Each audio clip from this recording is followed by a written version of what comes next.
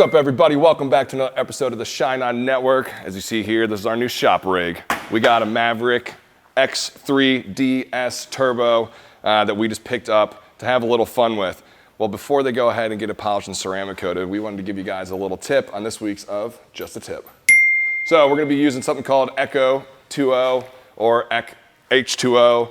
This is a wonderful CarPro product that is a waterless wash quick detailer. We already have it diluted. It gives you the full dilution system on the bottle. But Mark, if you want to come in here, as you guys can see, we just drove this over from my house. It was raining outside. There's definitely some mud from these nubby tires that was throwing up. So I want to show you guys a quick and easy way when you have dirt on your vehicle. We're obviously going to use this right now on the side-by-side, but if you have dirt on your vehicle, as you can see here, I'm going to give you a simple and easy way to go ahead and safely remove it. So we're going to go ahead and take our Echo, spray it down very liberally.